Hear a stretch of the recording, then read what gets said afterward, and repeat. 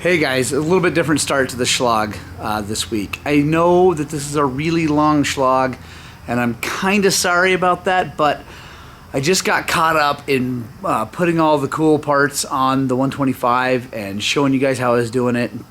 So it ended up running long with including some other things. So if it's too long for you, just skip through it and find the stuff that you like. I don't know what all the timestamps are, but yeah, if it's too long, sorry about that. I hope you guys enjoy it, but let's get on with the Shlog. Yeah!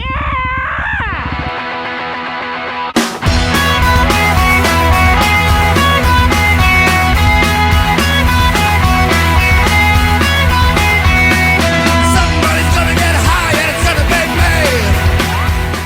me. Hey guys, it's Morgan coming back at you with another weekly Shlog. We're back here, ready to rock and roll. If you're new to this lovely little vlog thing, this is our little shop called Highland Cycles in Western Colorado, and I'm Morgan. There's Angry Zach over there. There's Leia. That's all there is, just three of us here doing lots of stuff. I want to start this week's Shlog with something kind of awesome. So this is the 300 motor that Zach put a new crank, piston, and did all the things anyway. Freshened up. It's got over 400 hours on it, so the customer just wanted to do it as preventative maintenance, and it was a good thing. We actually found some metal shavings from one of the main bearings, so I think we're doing good stuff. But someone else has been into this thing because we just found this.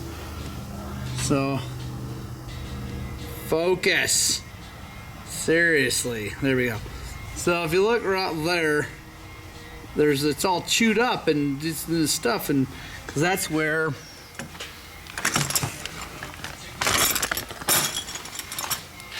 that's from these things, but those don't go there. They're supposed to go over here where they fit down. Actually, you can see there's a deeper hole in the inner hub. That's where that's supposed to go, but it was over here. So that's gonna help a bunch. I'm excited. And I know the person who owns this bike will be watching this because he watches all of our videos, and I don't know if he's the one that worked on it or not. Like I said, it's had lots of hours on it, so it's been worked on before. But anyway, if you did that, then you're learning something. If you didn't do that and someone else did it, you should talk to the person who worked on it last. He just moved here from another state, so wasn't anybody here in this town.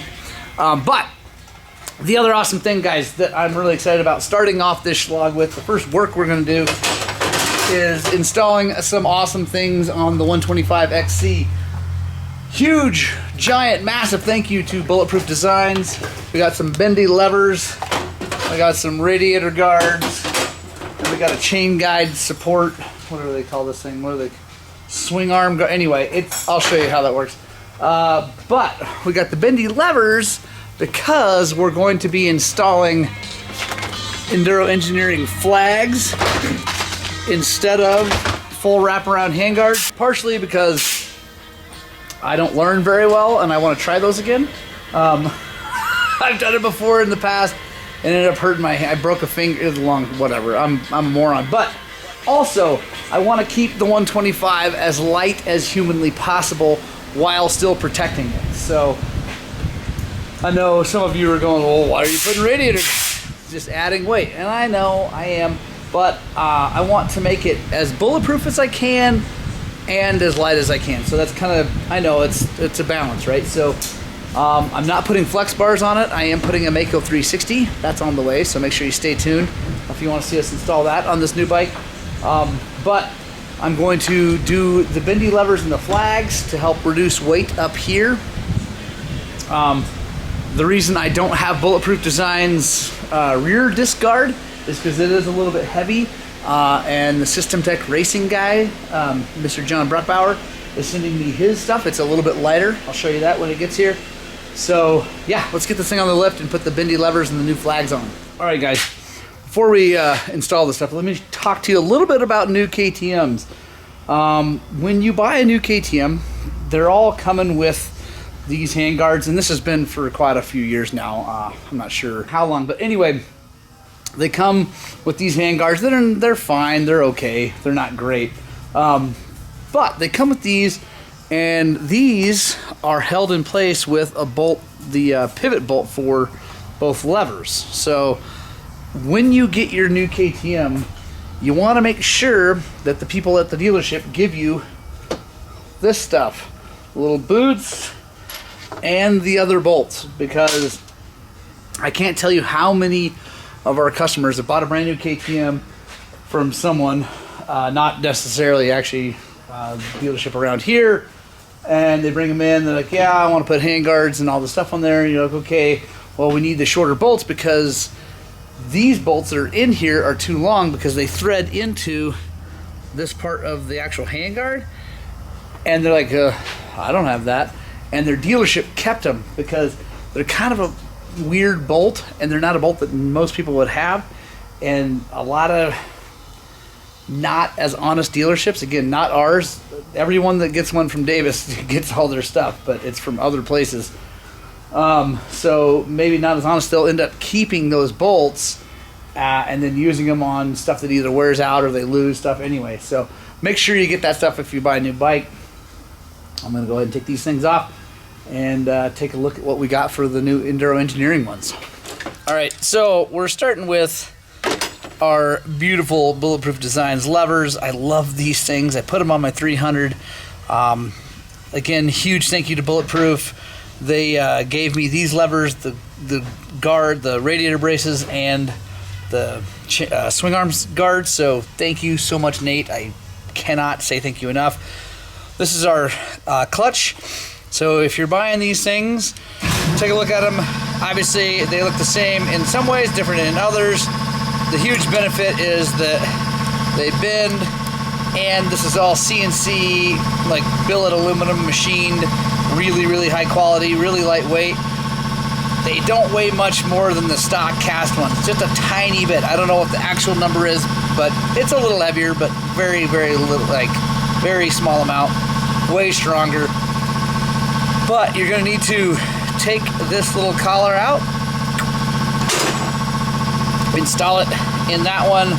You're gonna need this spring guy, and then need the other bolt and nut. I'm gonna go put this home. So come in here, lining that spring up is key. I know this doesn't have a great view, but I feel like you guys can figure this out. But you really want to be careful with this spring and plastic piece not to tweak it and bend it. So you just line that up, go in nice and easy. Drop that bolt in, take your nut. It's nice, it's a nylock nut, so you don't have to go crazy. Tighten. Now, we need to adjust this. You can take a look here. Got this adjuster, so we got a ton of adjustment on how far out this can be. I like the clutch lever out quite a bit further than that. I'm gonna adjust this out a little bit further, then we'll go over to the brake side. All right, we got the brake mounted up. Looks good. The nice thing too about these bendy levers is some of the levers I've used in the past don't actually work well with the KTM little boots, but these ones work great. So they fit perfectly just like they're supposed to. So got those things on there, nothing big about that, but they are really great levers. If you're looking for better levers, highly recommend them. Aluminum open-ended moto guard for KTM and Sherco. The reason it says KTM and Sherco is because of the bend here. Yeah, anyway, so let's take a look at the instructions, because why not?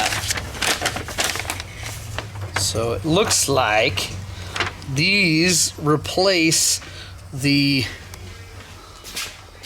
top clamp. That is really, really cool, that we don't have to take up more real estate on the bars, and that makes me even more happy than I was about these. I didn't know that actually. So really excited about that. So it looks like these are going to be for the left one here. Going to go like that. Yeah, let's grab a wrench. Super simple installation, but I'll show you guys how we're gonna do it.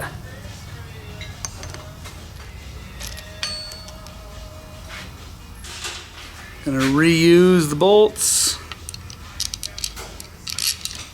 right here.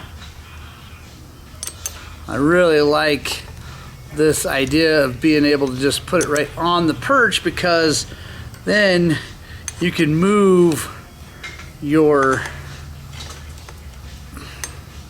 levers inboard, outboard, as far as, you know, wherever you want it, and it's going to stay just as protected no matter where it is. And actually, now that I'm fiddling with this, the determination between Sherco, KTM, and all that is actually based on this master cylinder, now that I know what's going on. So I like to run my levers as far inboard as I can without having this hit the grip. It gives me the most leverage because I'm pulling out here.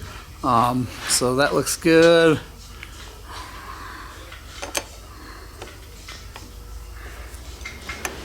Tighten this down.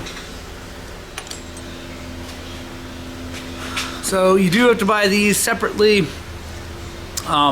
So if you do order these from Enduro Engineering, make sure you get roost deflectors with them. Gonna go like that. Obviously match up with those holes. The actual guards come with the right screws. These things come with machine screws that are supposed to screw into the metal, but since these are plastic, you got some coarse threaded, almost like deck screws. On stuff like this, I like to take the screw, drop it all the way through, do both of them, kind of hold them, and then you can put them on.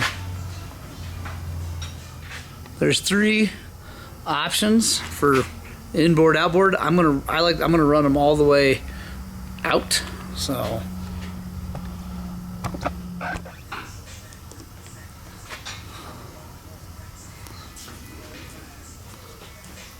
since it's just a metal screw into plastic, you could easily get all gorilla handed on it and go too tight.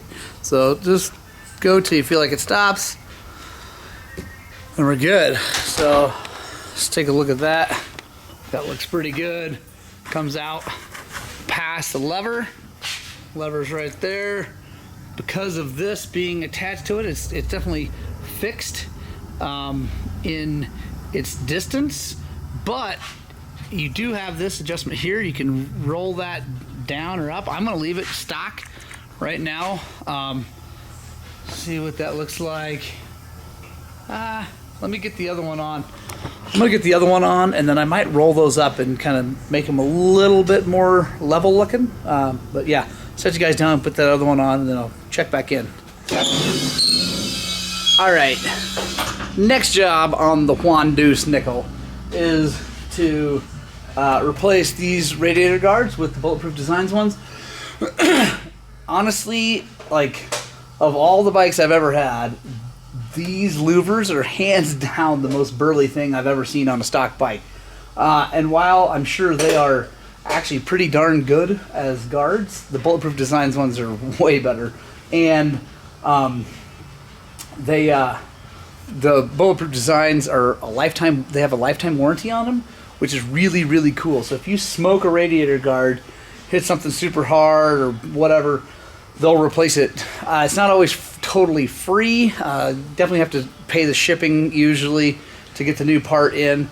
Maybe a little bit of a service fee, but way cheaper than a new set of guards. So gonna go ahead and pull these off. It's really simple how we install these things. I'll show you kind of as we go, but it's really super easy. Start.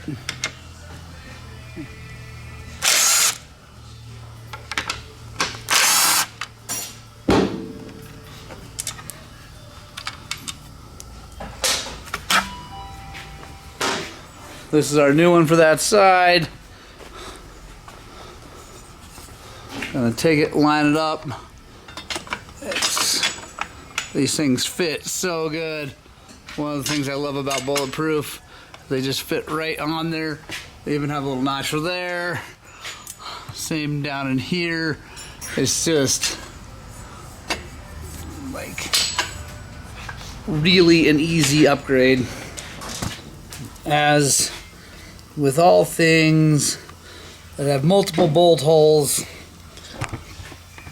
you want to get all the bolts started before you tighten anything down. Now I did not start that by hand really, because it was kind of a pain to get in there with the camera. But if you go really easy on the gun, you can tell if it's cross-threading. So feel good about that.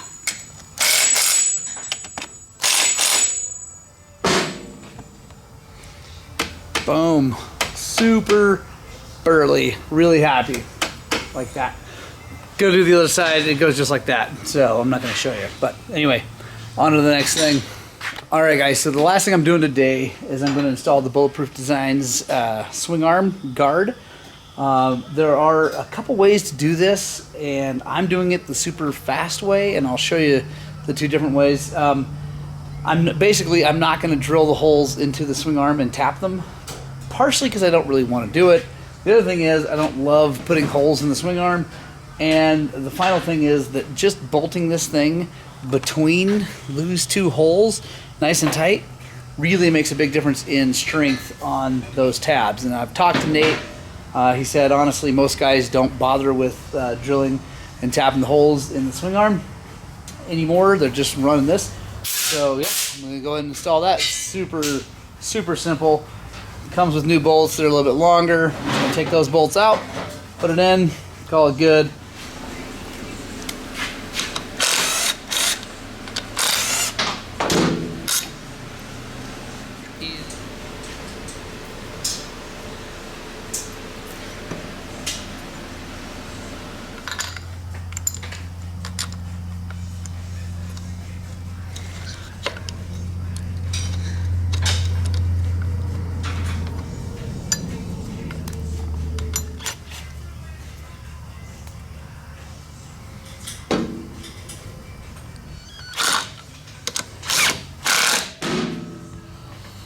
There we go. Nice and strong. Again, yes, there are two holes in here that are made so you can bolt up in here and make this even stronger. Super burly, but just by connecting these two tabs with this and putting some Loctite on there, that's going to make a big difference, make that a lot stronger.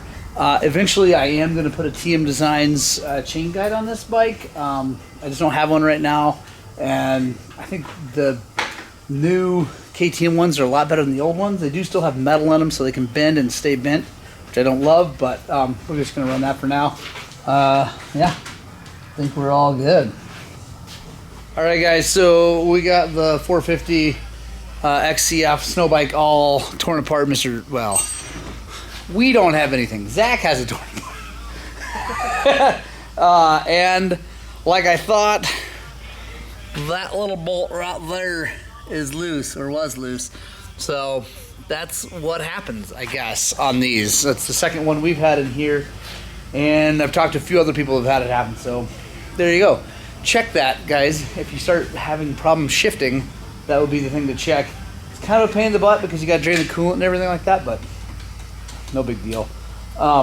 So yeah, we're gonna get that sucker Loctited and happy and good, and then we'll be I think the next thing we'll do, well, Zach already took the fan off, and now we're looking at ways to get the temperature reading correctly, but I think we're going to be stuck right now with running this style here. We want to put it in the coolant, but I don't know. There is a hole back in there, but I don't know what kind of connector we need do that. So for now, because he wants to ride it this weekend, we're just gonna run that the way it is, get the fan out of the way. Gonna solve his massive oil leak problem over here. This guy. Nah, Zach already cleaned it up, but it was puking oil out of here, so got that all taken care of. Be ready to rock and roll. So now we are going to add some cool guy bling to the 125XC. So Today we got a whole bunch of awesome things from our friends at System Tech Racing. John Bruckbauer is my buddy who makes all this stuff, and it's really cool. So let's go over what we're doing. Got a front disc guard. The reason I like this over aluminum is that this part here, all this is plastic, and it slides off of rocks. It's not as strong as aluminum side to side like that, but it's pretty darn strong. It's called G10. I'm not sure exactly what it is, but yeah, it's strong. Slides off rocks, doesn't hang up. I had an issue with an aluminum one. I had a Topar aluminum one on a YZ years ago. I was going down this gnarly thing, and I put my front wheel through this like kind of crack in the rocks, and the aluminum hit a rock, stopped me, and over the bars I went. Rear disc guard, same stuff, super strong. Rear brake caliper cooler, radiator, whatever the, anyway, helps keep the brake fluid from boiling. As does this. Mainly this just adds a little fluid, which is nice. It does technically cool a little bit, but mainly it just adds fluid. Then a cool guy brake pedal. So let's get that stuff on. Alright guys, we're starting with the front disc guard. Like I said, I really like these things. They're super strong, they slide off of rocks, they're same kind of principle as having a plastic skid plate. So, and super duper easy to install.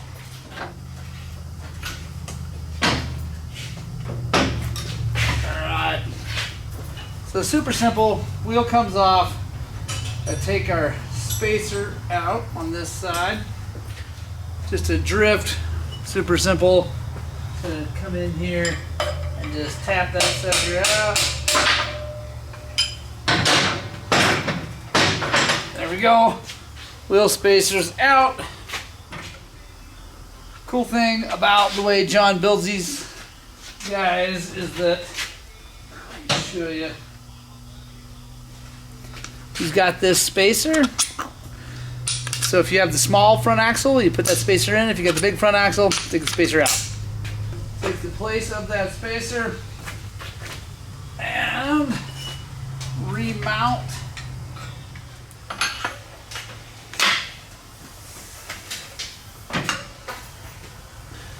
Now here is the only part you really got to pay attention to. You slide that in and take your nut, run that in.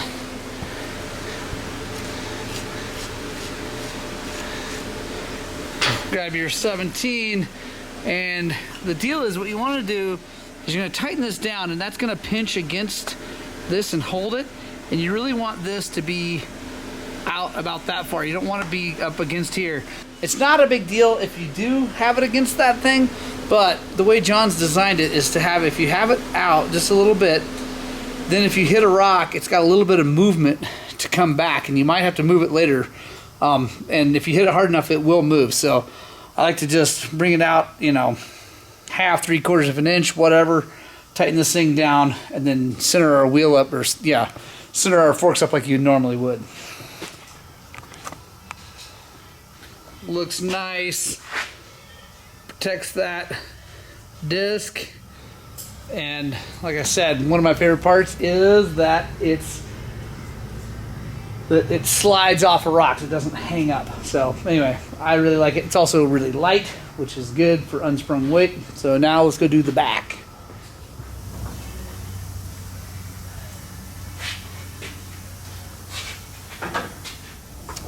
So the back one works just like all other shark fins. We gotta take the caliper, this is the caliper, in case you didn't know, off of the caliper holder and replace the caliper holder with the new shark fin. So yeah, let me show you how that works. Alright, so got that off. Now we need to take this pin off and this little rubber grommet out. That's easy, just pops out. Now I gotta get this pin out, put it in the other one, and just like the front one, John makes these things so you don't have to buy one. If you own a shop or something like that and you want to stock these things, you can buy one, like one set will cover all KTMs. So you just take that out because we're running the bigger axle in this bike. For some reason it's an 11 millimeter. No idea why on earth that would be that way on a European motorcycle.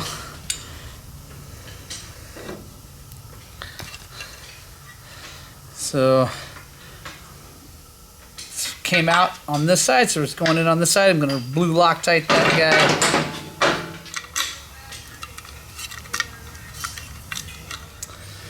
Got a little boot for keeping the dirt and stuff out. Put that in there.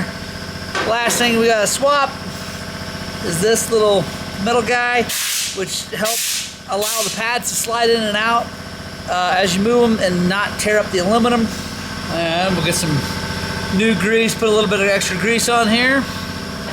Alright, now take our caliper, slide that on there. Then we're good. Just got to put our brake pads back in.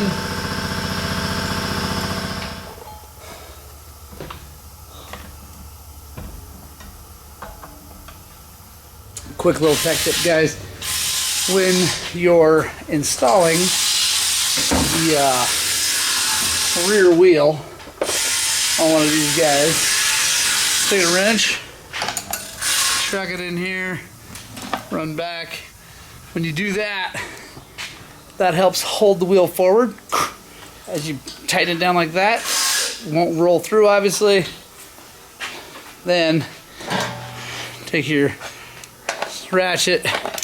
Now you can tighten that down and not worry about the wheel trying to walk backwards as you're tightening it. Sweet, that looks nice. Nice and strong. Also plastic, so things slide off. Now I have hit things hard enough this way that it can still bend this rotor, but you can see there's quite a bit of room there. And you're trying to protect it from things hitting it on this side, right? And not when you slide over. And you know, sometimes I'm out of control, things slide, whatever, but still super burly, lighter weight than the aluminum one, and really, really strong. So, all right, now we're going to put the rear caliper cooler on here to help keep this brake cool. I am generally kind of a brake dragger, so for me, it's important to have this cooler on here.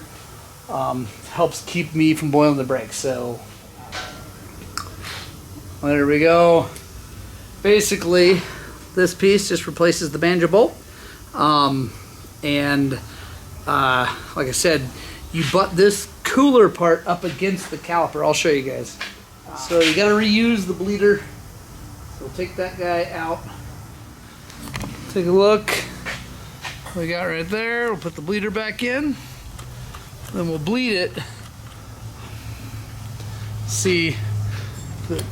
Yeah. So there we go. Probably snug that up. Actually feels pretty good. So I'm gonna still bleed the thing, but now I have the little extender for the reservoir for the master cylinder and put that thing on. Here it is.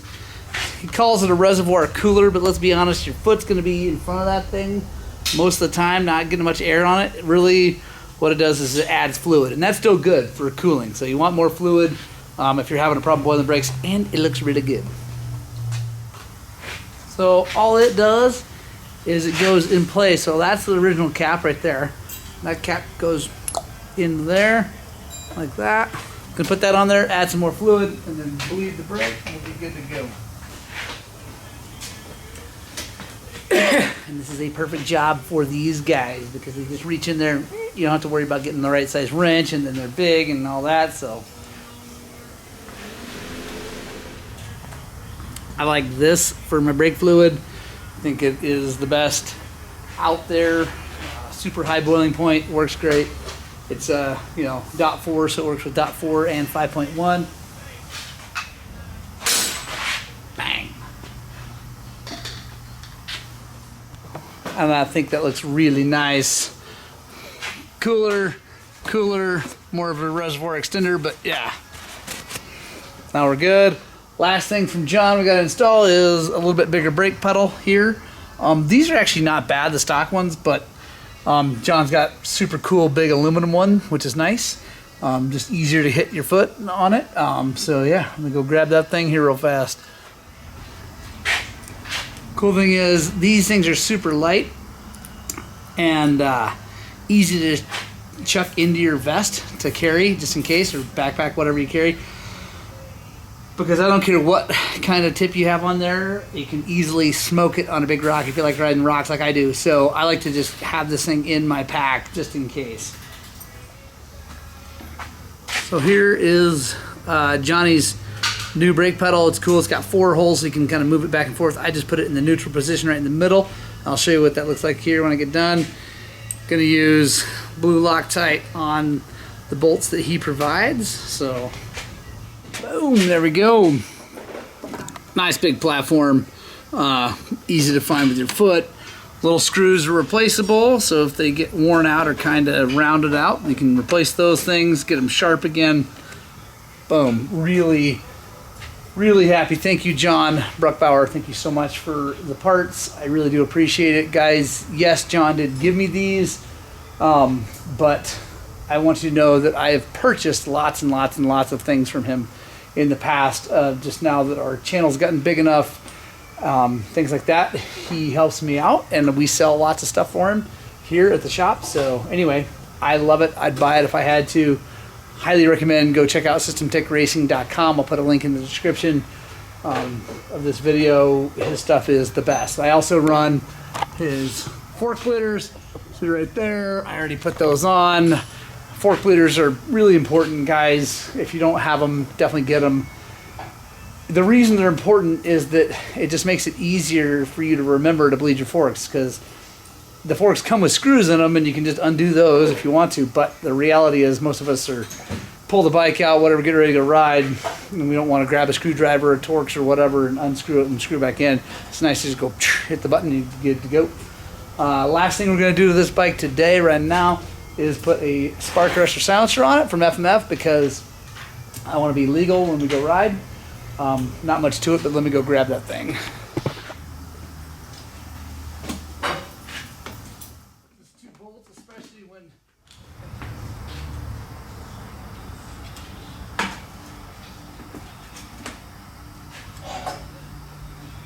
all right, guys, we're getting close to having this bike done. I have a Mako 360 coming. Hopefully that'll be here before the end of this week, so I can get it on this week's Shlog. The install on that, I know it's on its way. I think it'll make it before the weekend. And then after that, it's just mooses.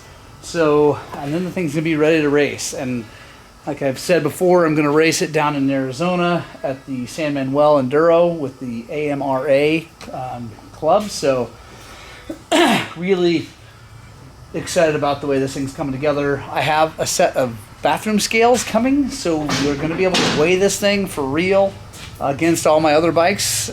So we'll be able to put this thing on the scales, see what it actually weighs, and then we'll weigh it against the 300 KTM over there and the 250YZ and even the XR650. And then it'll be great because we'll be able to weigh all the bikes. I've got some shootout stuff coming. I announced it on our live show today, but a friend of ours who gave us the KDX 200, Mr. Robbie Noyles, he's actually in the process of really decking out a newer YZ 125. That's an 06, so it's got all the new suspension and everything on that. He's going to have that thing dialed in here in the next couple weeks, and then I'm going to take all the 125. So this one, my kids, YZ 144, the 02, and then the 06, and we're going to take them all out. I got a loop planned out at Peach Valley. I'm going to be shooting these things out, so make sure you subscribe to the channel, because I'm going to be, after this, I'll probably be taking every bike out to that loop, because I got a friend who's going to bring me some 250Fs, maybe a 450, some 300s. Anyway, we'll have the same loop, test them out, and really hammer down and get you guys some good information about these things. So, right on, guys. So I just got done putting Mako 360 on the new 125 XC. I filmed a separate video about that, so I'll put that right up here. That's pretty much the last addition to that motorcycle we're going to do before I really ride it and race it and beat on it and get a really full review for you guys. The only other thing I got to do is put mousses in the tires before I go race it, but you know, I know how those are going to work. So, hey guys, we had an awesome week at the shop. I know it was a long slog and lots of stuff going on with the 125. I hope that ended up being awesome. I hope you guys liked it. If you did, go ahead and hit the subscribe button. That would be really, really cool. And I hope you guys get out and spread the gospel of two wheels. And you know what I'm going to say? I desperately hope that what we're doing here at Highland Cycles is inspiring you guys to work on and get out and ride your dirt bikes!